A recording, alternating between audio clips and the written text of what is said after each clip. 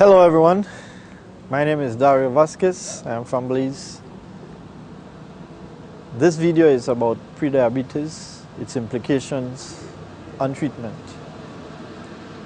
I was motivated to do this video because my mother died from diabetes complications 7 years ago, and I want to alert others about this silent killer.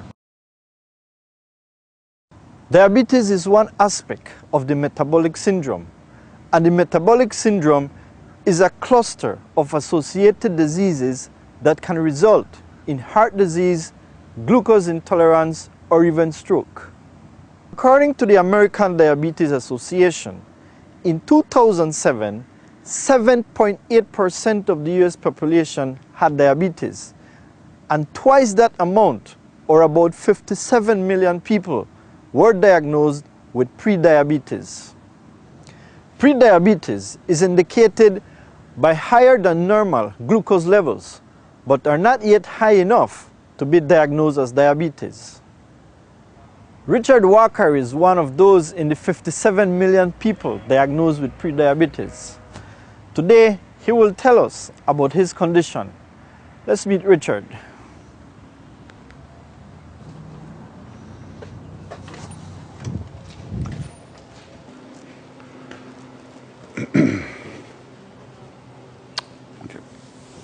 I'm 64 years old and obese at 305 pounds, and I have fat in my blood, which is called triglycerides.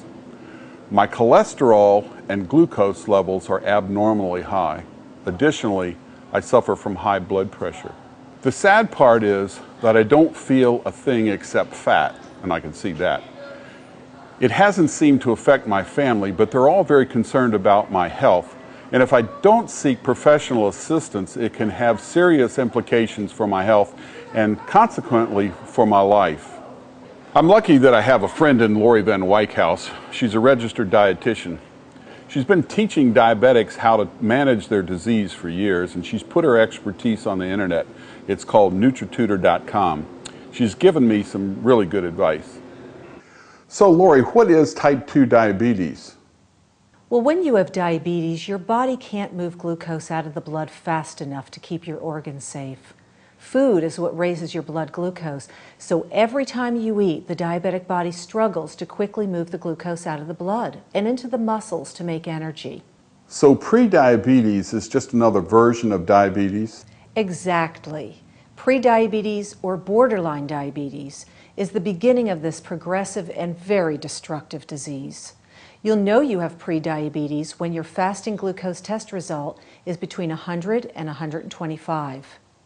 So, Lori, who's at risk for prediabetes?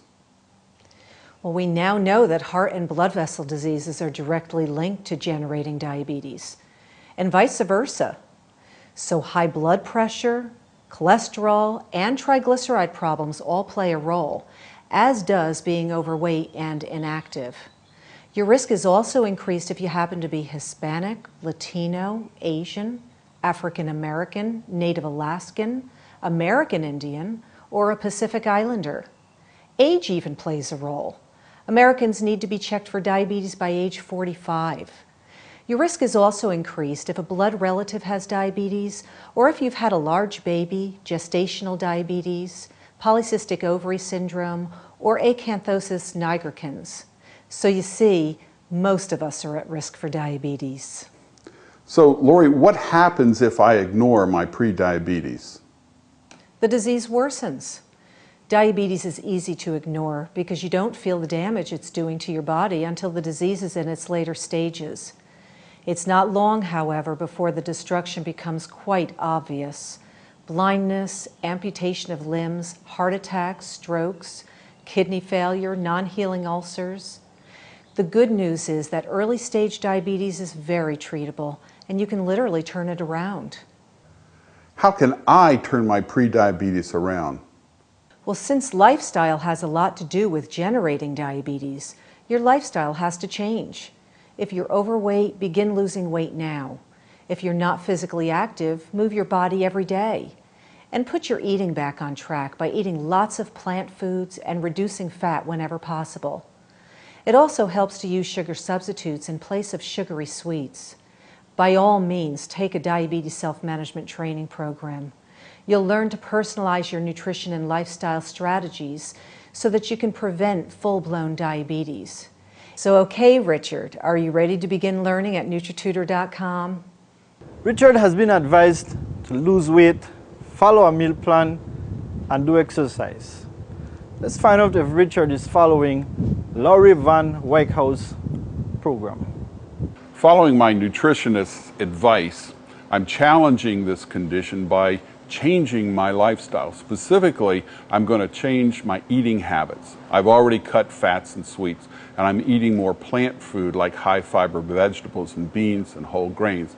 I'm also taking omega-3 fish oil, and I'm using meat as a condiment rather than a staple. I'm getting more exercise by riding my bike 4 miles to work and back as many days a week as I can, and I'm taking longer rides on the weekend.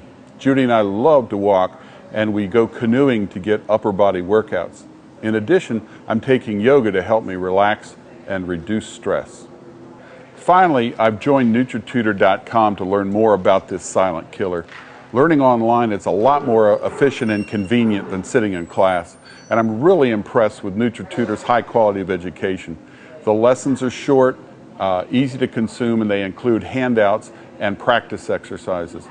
Through NutriTutor.com, I've learned how serious my condition is. I really think that it saved my life. Diabetes is a dangerous and progressive disease. That is why it is known as the silent killer. Healthy eating and plenty of exercise are ways of avoiding this deadly disease. Diabetes, don't let it sneak up on you.